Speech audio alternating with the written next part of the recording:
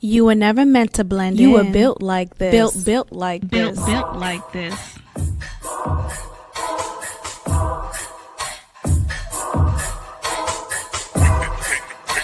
Hello. Welcome back to another episode of Built Like This podcast. I am your host, Maxine, on episode 365. Okay, did it. First of all, shout out to Armand Wiggins. I've been watching his YouTube channel every day.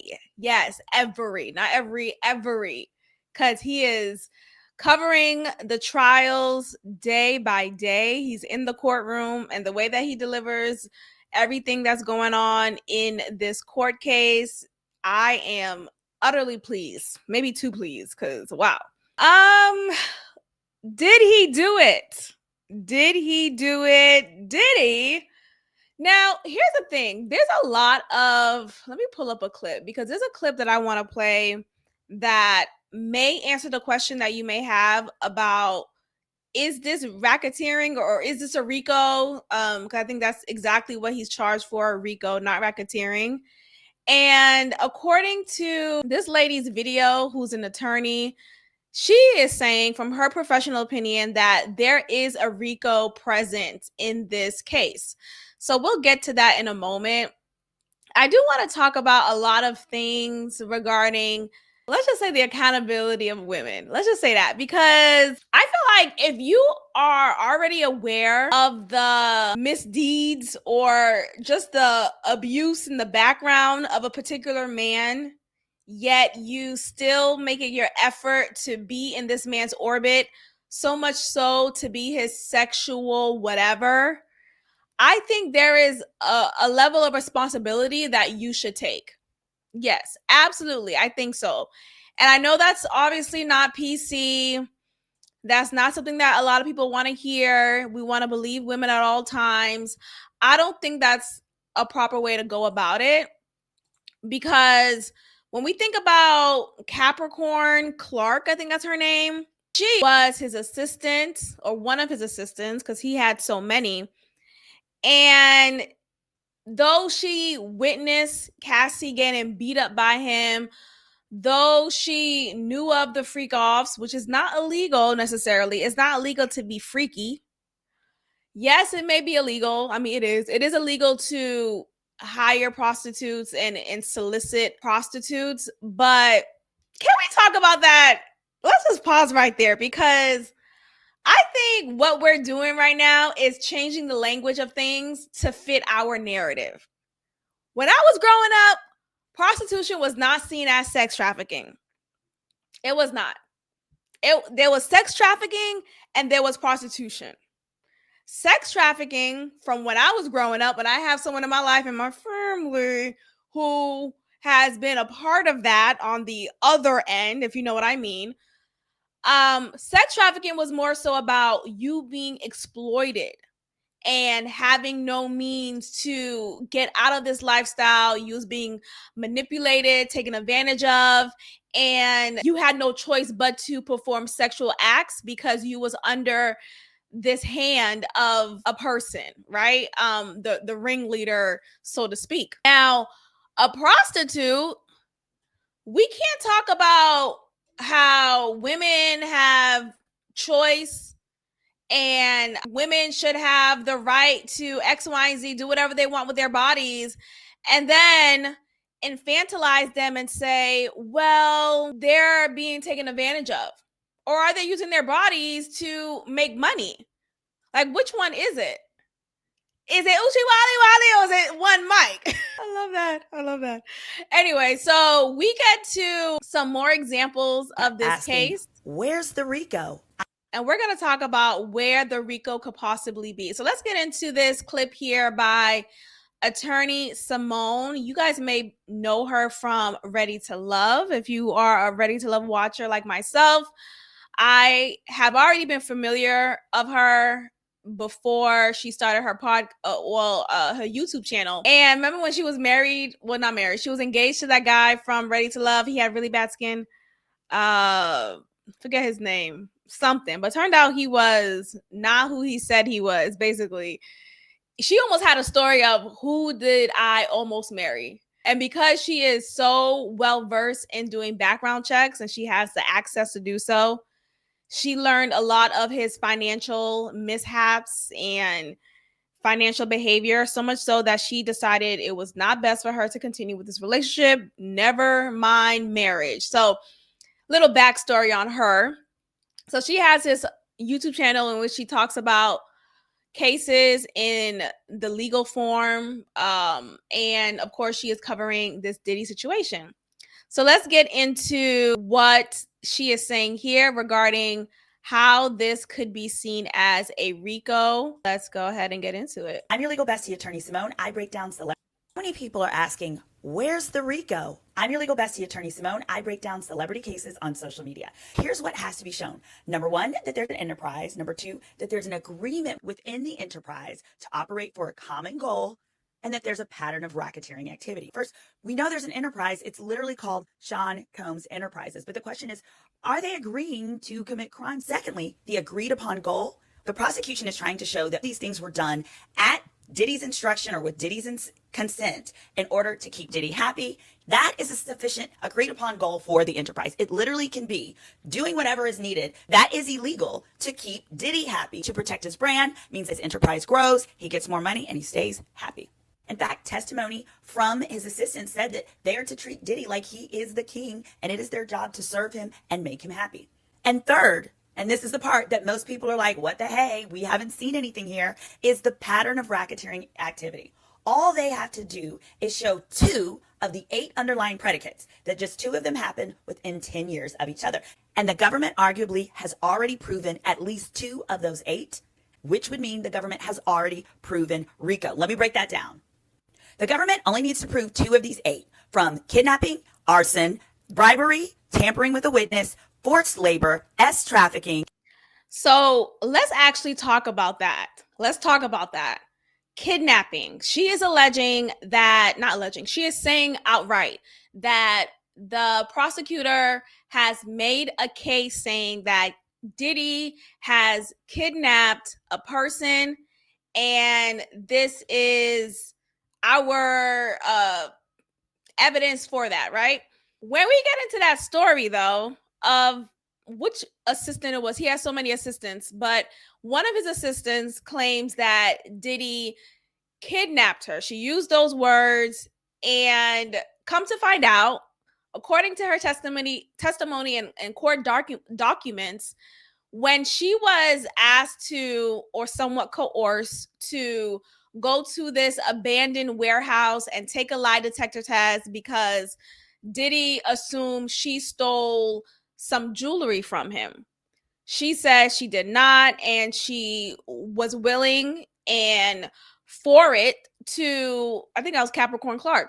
She was willing to go ahead and take the lie detector test and prove her innocence, right? Okay, first of all, that's illegal. Your employer does not have a right to require you to undergo a lie detector test. That's not a part of your job contract. I don't give a damn who you are. Now, no, I'm trying to think. Is it a little bit different for entertainment purposes or entertainment employment? No, it still isn't. You still have your right as a worker. You know how you go to the lounge of your workplace and there are all those posters of your rights as an employer or as an employee, right? Sexual harassment claims and all these things. Like, you have access to this. This is your legal right to exercise. For her to not exercise that, maybe it's half ignorance, or maybe it is her willfulness to be obtuse, right? Like, I'm going to just take whatever he tells me to do and go through with it because I don't want to lose out on this gig that allows me to work remote. She worked in person all the time, but this gig that allows me to be around these celebrities and go shopping and travel, even though she said she only made $60,000 to $65,000 back then. Now, maybe that was a little bit of more money than, I still don't think that's a lot of money. To this day, that's not a lot of money. So I can't even imagine that being seen as a lot of money back then. And for as long as she worked with him, she didn't make much money. Nonetheless, she said she was kidnapped to take these lie detector tests to prove her innocence. Okay. Come to find out, no, she wasn't kidnapped. Maybe she was coerced. Maybe she was under the impression that she had no choice, but she did have a choice. That's on you for not taking your choice.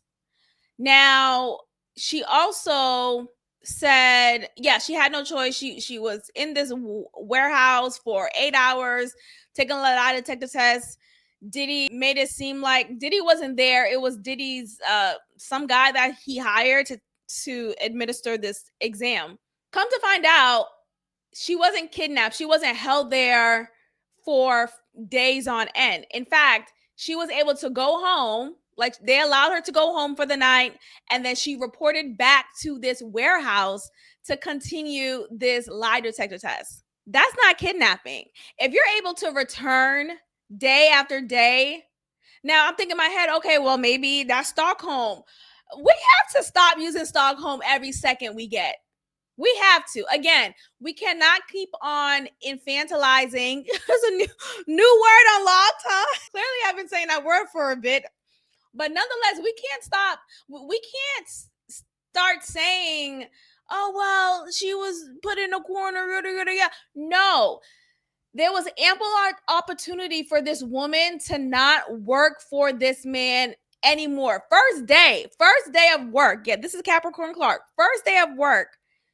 She was brought to Central Park because at night, Diddy approached her and said, I didn't know you work for Shook. Because she was Shook Knight's assistant. We know Shook Knight and Diddy have a torrid past, a contentious history together. So, first of all, my question would be, why would she want to work with Diddy, knowing that she just came from working with Shook and knowing that they had this beef for so long? That would be suspicious. If I was Diddy, I would be suspicious too. Like, yeah, bitch, what the fuck you want to work with me? Huh? So that's strange to me. I would be suspicious of her, but I also wouldn't hire her. That's one. And then I'm thinking, why didn't he know that in advance? Like, did she purposely hide that? Was that not on her resume? Did he not really look at her resume? Did he not look into it until he finally looked into it? Like, why was she already hired? What and not have given these background checks? Every employer gives background checks. If you are who you say you are, if you had a name change, if you have child support due, like, your employer needs to know everything about you before they invite you into their company. So that is strange to me that Diddy didn't do his due diligence, or his team didn't do their due diligence on his behalf. Okay, bet. So now they're at Central Park and she is accosted by him, basically threatening her.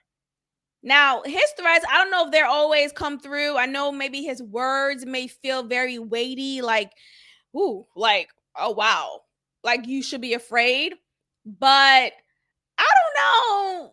Yeah, the blow up with the car thing, but it still hasn't been like proven with evidence that it was Diddy. There's no fingerprints. There's no evidence of the people who may have done it on his behalf who worked for him. There's no text thread. There's like, if he did that to Kid Cudi's car, he definitely hit his tracks. Let's just say that. So that's one.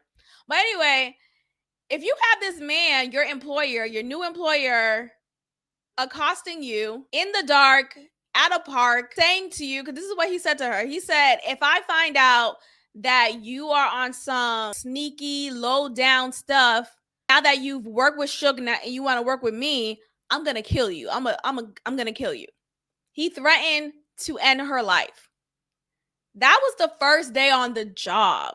So I think there's an accountability there that needs to be had on Capricorn Clark, because why would you want to stay in a role with an employer who has threatened your life on day 1, maybe day 5? Maybe day 5, you're like, okay, I already kind of gotten used to this job, right? Maybe day 30, it's been a month into this job. I'm really happy with these paychecks. No, but for real, regardless, day 1 especially, you get threatened by your employer directly. It's a direct threat. Whether or not you believed him, it's still inappropriate. It's inappropriate as hell. So I'm not saying Diddy doesn't have his faults and he shouldn't be held accountable for poor behavior amongst his staff. But to call this kidnapping when she could have left from day 1, I think that's unfair. I think it's unfair to call it kidnapping. Absolutely. Capricorn Clark was very much about wanting to keep this job because, like she said in her court documents, that she wanted to still travel with Rihanna. She still wanted to be amongst the best of the best, these celebrities. And that says more about you than it does about Diddy. So you would rather subject yourself to this level of abuse, to this level of direct violence, because you like the optics of it, you like the luxury of it, you like the access of it so much so. She also claims that, well, okay, she has a son who's autistic and she's the only one who takes care of him. His father is not, that wasn't a topic, so let's assume he's not in the child's life. Her parents passed away from drug addiction many years ago. So she has really cemented herself into the bad boy family, so much so that she calls them family. The prosecutor made sure to, or the defense team of Diddy made sure to emphasize how much she has cemented herself into this role, because that was her only resemblance of family. Okay, so I feel like when we think about these cases, we have to have these honest conversations on whether these women put themselves in these situations, or if they were cornered into these situations. And in this case, I'm seeing a lot of these women putting themselves in this situation. It's not to victim blame. That's not what I'm doing. It's to hold women accountable. We cannot go around expecting wolves to be sheep. We're not expecting lions to be cats, little small, dainty little cats from your backyard who you could dominate over. No, these are wolves. These are predators. We can't expect a predator to suddenly have compassion and not want to hit you. Like, can you cut it out? So let's continue with this. So I just want to point that out. I don't think there is an argument that is strong enough to prove kidnapping charges. But according to this attorney right here, Attorney Simone, she believes otherwise. So let's get into the rest of what she has to say. Transporting prostitutes across state lines, and possession with intent to distribute or distribution of narcotics or controlled substances. Here are some of the offenses the prosecution has already provided evidence of. Number 1, bribery. That was on day 1. The hotel worker stated that Diddy offered him money to make this go away. Now, he didn't take it, but that doesn't matter. Bribery is the ask. It has nothing to do with the taking. Furthermore, the hotel actually did accept $100,000 to make the tape go away, so that's sufficient proof of bribery. Number 2, tampering with a witness. When they paid off the hotel workers and told them not to speak, that was tampering with witnesses. Those were witnesses that could have confirmed the abuse. In addition, this was done for the purpose of protecting Diddy's brand. If that video had gotten out in 2016, he would have been dropped by all the different brands and all his sponsorships. So that's 2 right there. Bribery, tampering with witness. The transportation of prostitutes across state lines. Now, prostitution's super easy to prove. All they have to show is that it took place in 2 different states. 2 male hookers have already taken the stand and talked about the various cities where they were paid to have sex with cats. Now, let's get into that. Prostitution. Okay, we get it. It's illegal. Not me being like, okay. I feel like at some point we have to stop calling it this violent act and claim it for what it is. We have new terminology for things now in this modern world, And instead of us having this shaming attitude towards prostitution, now I'm not necessarily condoning it, no, but I am pointing out that we have new language, we have new vocabulary when it comes to describing prostitution. We say sex workers, and that term now gives a different tone, right? It makes you feel like you are empowered. You are empowering yourself with this job. You get to use your body to earn a living, right? However you want to look at it, do what you got to do. But we're demonizing him for an old ass act, an old ass job. Prostitution is an old job. It's the oldest job ever. Now, this is what they're using to say trafficking. These customers, these employees, these prostitutes, they had businesses. They have clients. They're independent contractors, are they not? They have their own form of a pimp, of a madame. They have their own set of enterprise. They use Craigslist apparently to access and capture their customers for a fee. So it'll be one thing if these prostitutes weren't paid, if they were held in a dungeon, really kidnapped. No, they scheduled a time to come. There was a scheduling system. Whenever Diddy and Cassie were away, they had prostitutes fly out to them to meet their needs, of course, right? And their services were paid. So what I'm saying is, yes, we get it, prostitution is illegal, but this is not the main language that's been said about this case. What's been said about this case is sex trafficking. Prostitution is not sex trafficking. It's not. These prostitutes are getting paid for the services they provide. Okay? So I'm not saying I agree with prostitution. I'm not saying I don't really necessarily want for prostitution to be legalized. I just don't want it to be criminalized. Does that make sense? Yeah, I think it makes sense. I don't want it to be legalized, but I don't want it to be criminalized. Like, I don't think you should be jailed for it, whether you're the John or you're the prostitute. But I don't think I don't think it should be an encouraged lifestyle choice or whatnot. The point is, I feel like when we think about these terms, we use it interchangeably and they don't mean the same thing. They don't mean the same thing. They do not. So let's continue.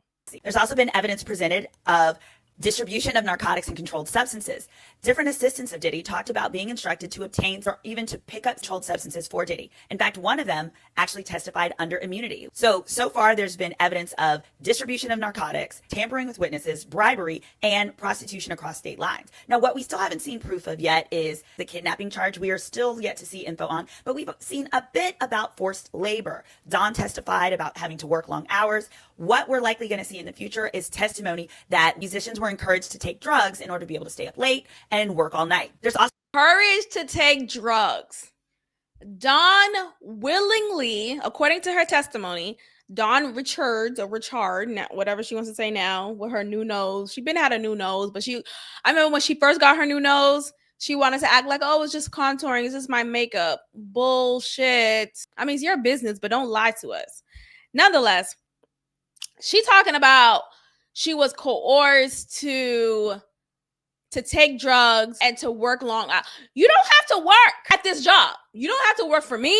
You could do independent stuff. We all have our set of morals, integrity, values, right? So you mean to tell me your employer has so much weight over you that you feel you have no choice but to sniff this cocaine in order to last longer in the studio? That means that much. Like, I get it. We have our dreams, and our dream is to be a superstar. When is enough, right? When do you have boundaries to not put yourself in these situations to be quote unquote victimized? Because I don't think you're a victim. I don't. I think you put yourself in this situation for your benefit. And when it didn't benefit you, coincidentally, I'm victimized. Dawn Richards, she said, according to her testimony, she said she saw many a times when Diddy mollywopped Cassie. That should have been enough for her. That should have been enough for Dawn to say, yeah, this is not the type of person I want to work for. I'm good. What are we talking about? But you really want to be in dirty money so bad? I just don't understand. You're not victimized. And then okay, so she mentions forced labor. Forced labor. No. Let's talk about the word force. Were you chained? Were you tied up somewhere? No. This our minds is really the driving tool of our actions, right? So when we think we have no choice, we don't have a choice. When we think there's no way out, there is no way out. But trust and believe there is a way out, particularly when you are not tied, when you're not physically restrained, when you are not held captive, when you don't have a gun to your head. Out of those extremes, Dawn was not forced into any type of labor. This bitch could have left. She could have left. Oh, I was forced. I was forced to what? No, you wanted to be a part of this lifestyle so badly that you decided to tuck away any morals, any integrity and values that you may have had and put up with witnessing time and time again Diddy mollywopping Cassie, you being encouraged and suggested strongly to take drugs, and you working long hours for little to no pay. That's your dumbass. Hello? That's your dumbass. You should have. What are we doing? How are you staying at any job? Any job? Why are you doing that to yourself? Like, you don't have to be here. You could find. Oh well, she's been wanting to be a superstar. Is it that serious for you that you are subjecting yourself to this type of abuse? Then that's on you. That's on you. That's my opinion. That's on you. But let's continue. Also been some proof of arson, although we're expecting to see something more concrete that might pin Diddy down for that arson. And of course, there is sex trafficking allegations. Now, RICO can be proven without proof of any sex trafficking. If they prove any of the other 2 things of the 8, RICO has been proven. Let me know your questions down below. I'm your legal bestie, Attorney Simone. Follow me on YouTube at Girl, Is That Legal? All righty. So thank you, Attorney Simone. I appreciate your content. Check that out if you are interested. I'm sure she has more videos covering the case. But let's go ahead and continue with the rest of our topics. So yeah, that's my little tidbit on Diddy. We'll discuss some more. Should I feel resonated to do so? But let's continue with this funny clip here. But let me do my little video because this is funny. I like the little video. Russ, did you guys lose this game or did the Jazz win this one? What? Bro, what are you talking about, man? Bro, I'm out, man. That nigga's tripping. That's so funny. Okay, so we're gonna play this clip that I saw on Twitter of this graduation ceremony. You know, graduation ceremonies, people are so excited. They're so happy that they have finally reached this milestone. It took so long for us to get here, and we're here. Parents are excited, families are screaming, and it's a joyous event. It's a joyous event. And yet sometimes you have coming graduates coming on the stage about to receive their diploma acting a damn fool. So I'm gonna play this clip that I thought was hilarious. And this principal was like, look, not on my watch. Not on my watch. So let's get into this. I'm gonna play this clip right here. Let me go ahead and share my screen. Because I was like, my God, today. Let's get into it right here. There we go. So principal really made a graduate do over his walk after not feeling it. Ian Tate. Look at this fool. Look at him. Looking like a duke, a dork, a doof, all of that. Because what are you doing? And you could tell he probably has been a fool throughout this high school for 4 years. The last look that he gave him, let me look. Like I ain't playing with that shit no more. So funny. This probably happened in Florida.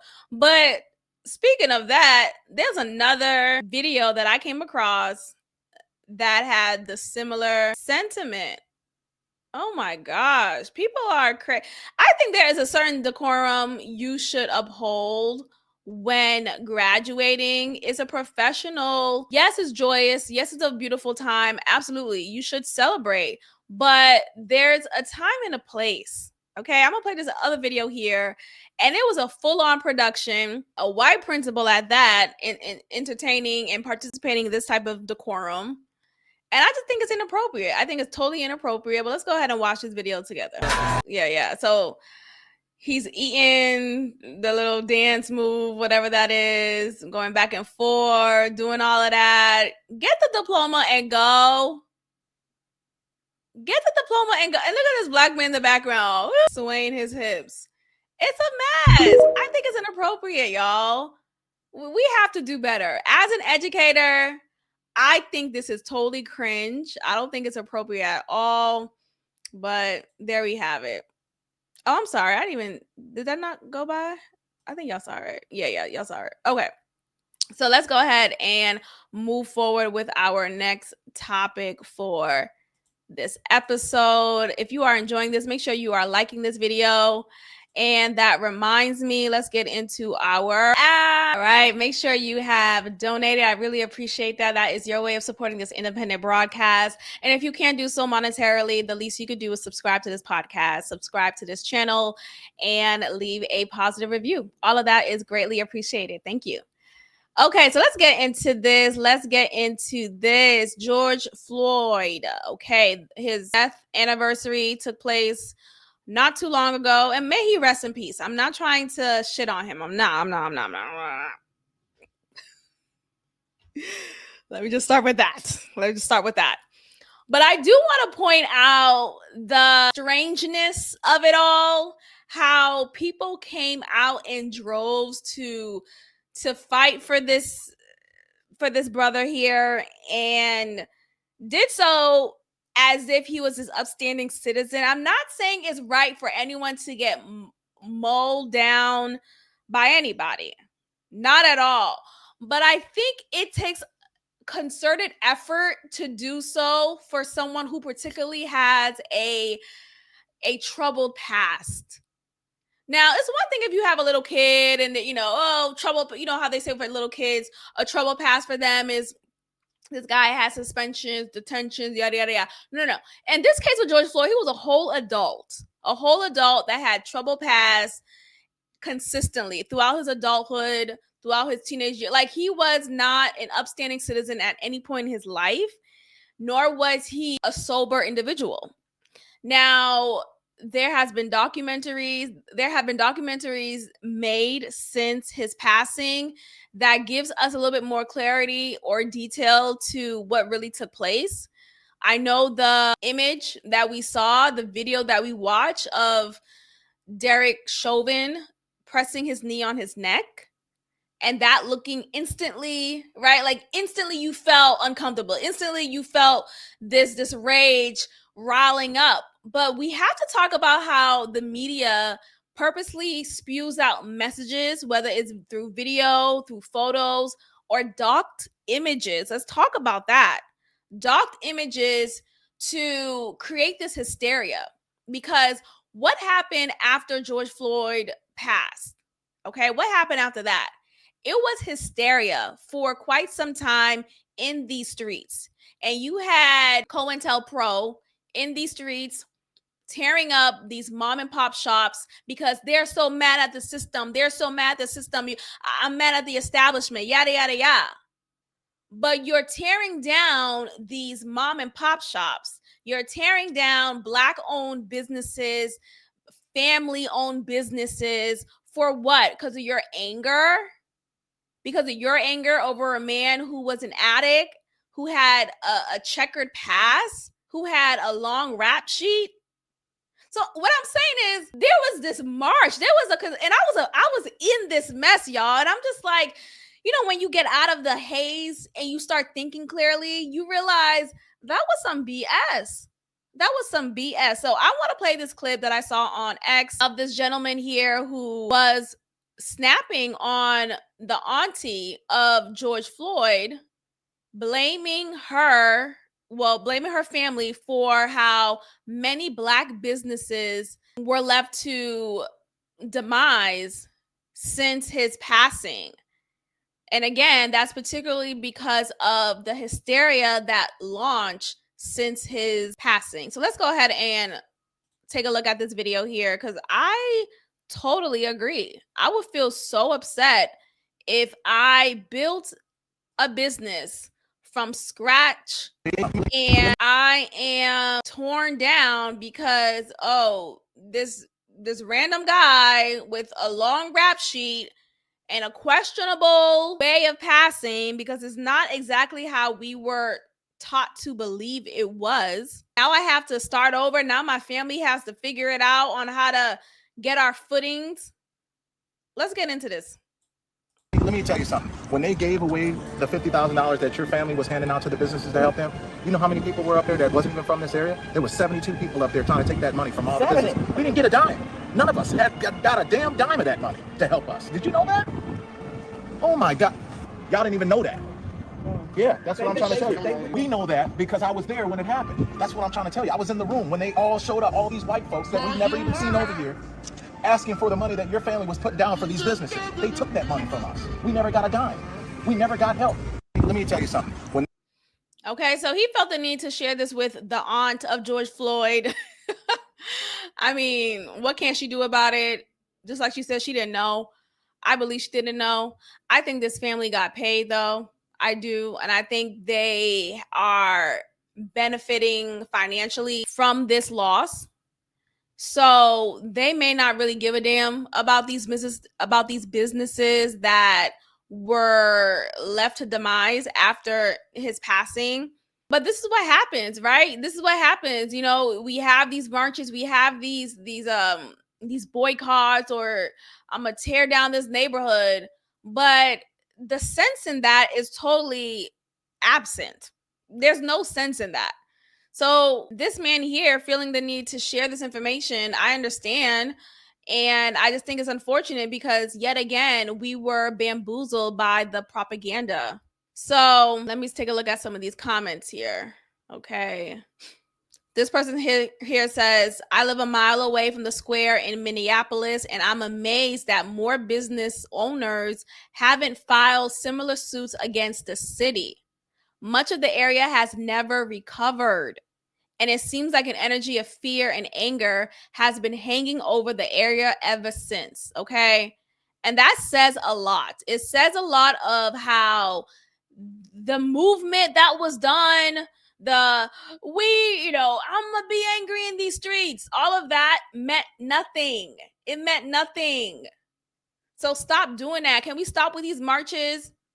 Particularly the ones that are intended to be violent, intended to tear down the neighborhood, because you have disguised groups like COINTELPRO. You have these infiltrators who will come into the group, act as if they're for the cause, quote unquote, just to really come in and mess stuff up.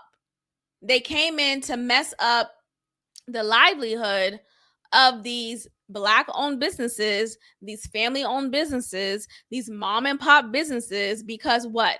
It does better for their demographic than it does for Black and other minority groups. So I say all that to say, okay, this is hilarious. Congratulations on 5 years of sobriety. Good night. I'm done with this. I'm done with this topic. I'm not even gonna touch that. Not even gonna touch that. So let's move on. Thank you for tuning in. Let's get into our last topic for today.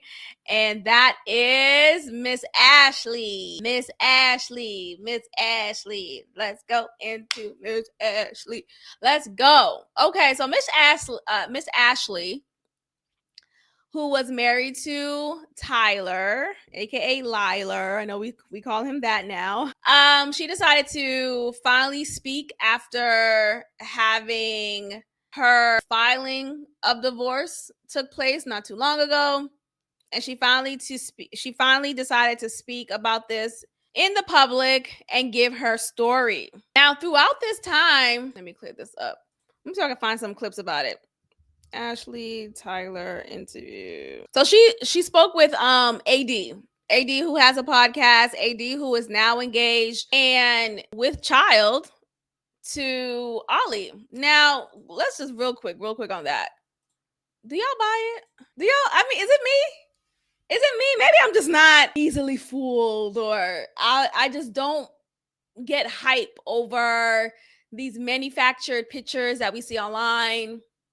The aesthetic that it is a beautiful aesthetic, but I don't buy it. I feel like there's no depth between Ollie and AD. So for them to find each other and find love, I don't feel like there's much beneath the surface between them.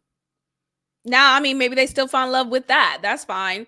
But it just doesn't make sense to me. According to my research, aka Reddit, they met on what's that reality show on Netflix, Who's Your Match, whatever it is. They met on that show, and Ollie ended up picking AD last after he picked every other woman. And eventually, I guess he saved the best for last. The point is, Ollie and AD. I can't take serious. Ollie and AD. Because what are we doing? This is so random to me. I get it, they're a part of the Love is Blind universe, but Ollie lives in UK. And according to my research, AD said that they plan to settle in UK. So does that mean he's living in LA right now? Is that where AD is right now? Either way, I just think this whole union, or about to be union, I'm not super excited about. I mean, I don't know them personally. Who really cares? But I think a lot of the reaction to it, people are like, oh, yay, I'm so happy for AD. This is what Clay gets. This is what Clay gets. Like, first of all, leave Clay. Oh, Clay is fine. Just like he said, he has so many boats. Remember he said, I have so many boats. I'm good. Like, what? But I mean, the point is, these comments, y'all talk about these people as if you know them personally, and obviously I'm talking about them too, right? But the difference is, I'm aware of what parasocial relationship looks like, and I think some of y'all are not. And it looks very strange how much people are so relentless towards Clay. I'm about to say Clay D. Towards Clay whenever AD has happy news. So of course, when she announced that she is also pregnant, they're like, look, we're so happy. You know, Clay you dodged a bullet from Clay, and Clay missed out on a good one. Like, still bringing up Clay. Ain't nobody talking about Clay anymore. Anyway, let's talk about Ashley. Let's talk about Ashley, y'all. Let's talk about Ashley. Ashley. Now, what I don't like is how, again, a lot of commentators on the Ashley and Tyler topic, they're being disingenuous. And what I mean by that is, they said that they've been telling Ashley all the information, right? All that she needs to know about Tyler and his kids. And those are his kids, and he's a deadbeat, and yada, yada, yada, yada, yada. And they're talking to her as if they know her. They're talking to her as if they're so more investigative than she is, and as if she's Booba the Fool. You may have your opinion about Ashley. You may think that, oh, she should have been left as soon as he told her last minute, actually, about the donor kids, or him donating his sperm, excuse me. But I think there is just there's no, we don't hold her as an adult, right? We don't hold her as an adult who is deciding to do adult things. It was her choice to continue to marry and follow through with this marriage. It was her choice. So regardless of how anyone feels about it, people were going just out of their way. People were going out of their way to call Ashley all of the names. Of course, Tyler too, but Ashley, they actually went so far to say she's just as bad as Tyler. And, oh, we're doing it for the kids. We have to have just, y'all don't give a damn about the kids. What you do care about is dragging this woman because, oh, she's not quick to hop on this bandwagon of these feminist women who can't accept that there are women out here who want to stand by their man. That's her choice. If that's what she wanted to do, then respect her for that, or respect the decision. You may not want to respect her, that's fine, but you don't have to go out of your way to make threads, negative threads about her on social media. You don't have to go out of your way to be relentless towards her in these comments. It's just ridiculous. According to what she says here, when she congratulated AD on her pregnancy, people will get in the comments and say, it's not about you, Ashley. Get out of here, Ashley, you dumbass beat. Like, what? Over a decision that she made that had nothing to do with you, but you want to say, I'm doing this for the kids. You don't even know these kids. You don't know these kids. Stop it. People, you don't give a damn about these kids. You don't. That's one. Ashley was gonna have to get through this on her own. She was have gone to a point of no return on her own, and that's what she eventually did. Right? When she realized, okay, some of this information is not adding up, and I don't know if I could trust him. Am I sleeping with the devil? And she was starting to do her own investigation. That's when she finally realized, I'm going to have to leave this marriage. And good for her for coming to that resolution. But for people to still get mad at her for not, thanking Jessie Woo. Jessie fucking Woo? Get the fuck out of here. First of all, bye. First of all, stop wearing cakey makeup and thinking that that's cute. And I remember seeing a video of her saying, if a man can't afford my maintenance, my makeup routine, then he's broke. He's broke. No, you're poor with money. Your money management skills are poor. If you think this is priority for you, you have to keep on caking your makeup on, wearing your wigs, and you feel like that is a priority for you in order to feel beautiful, that says a lot about your poor ass character than it does about him and his pockets. That's so stupid to me. Like the mind of the woman like that is small. It's small. I really don't like that. That's one, 2, and 3. But anyway, the bullying, and that's what I'm gonna call it. That's what I've been calling it anyway. The bullying that Jessie Woo, another girl named Ricky Lake, not the actual Ricky Lake that we all know, but this other woman who took on that name, they had series of videos together dragging Ashley, making her feel bad time and time again. Enough. Like, when are you gonna have a heart?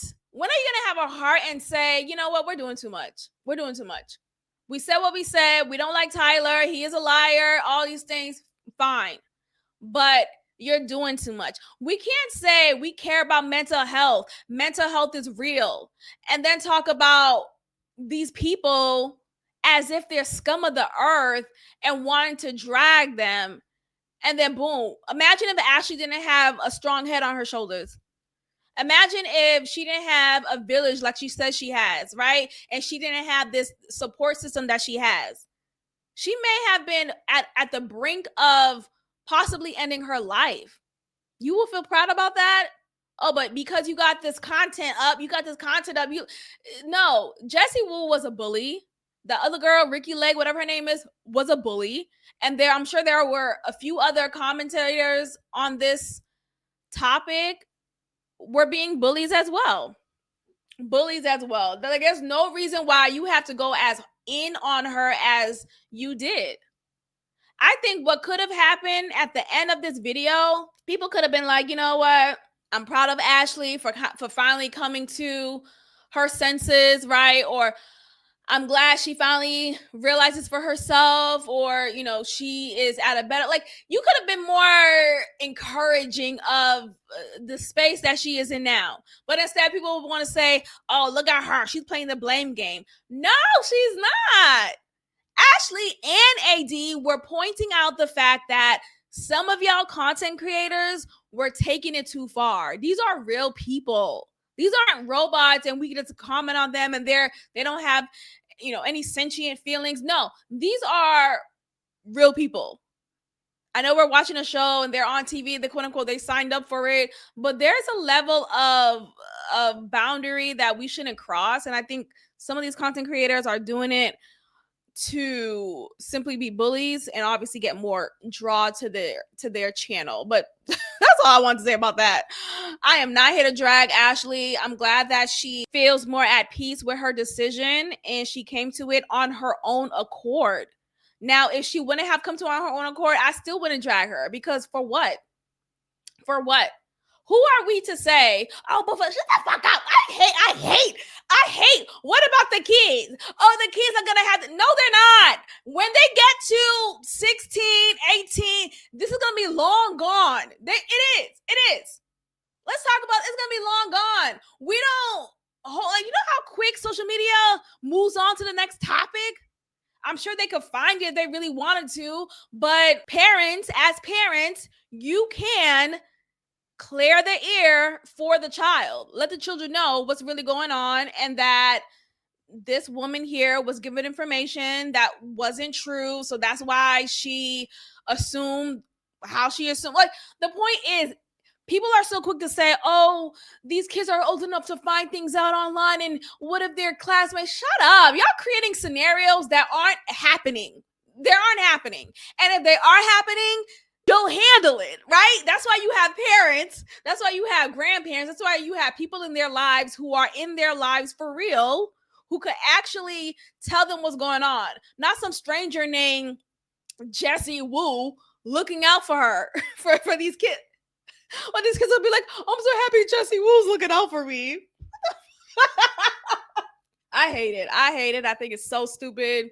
I think it's childish. I don't like it. I'm not here for the bullying stuff. Y'all talk about mental health.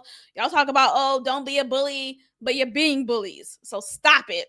But anyway, we're going to go ahead and end it here. Thank you so much for watching, tuning in. Make sure you have liked, left a review. Hopefully it's positive. Only review if it's positive. Let's just make that clear. I will block you. Like, no, I won't block. Depending on the tone. We'll see. But that is all. I'll see y'all next time, and check out my review with me videos where I talk about my reviews on different shows that I am watching. My last review was about And Just Like That. Carrie looking like a fool, waiting on this man for 5 years, no contact, but he could call you whenever he wants his dick to be rubbed and tubbed through the phone. But I digress. Go check out that video. Let me know what you think. I'll see y'all next time. Bye.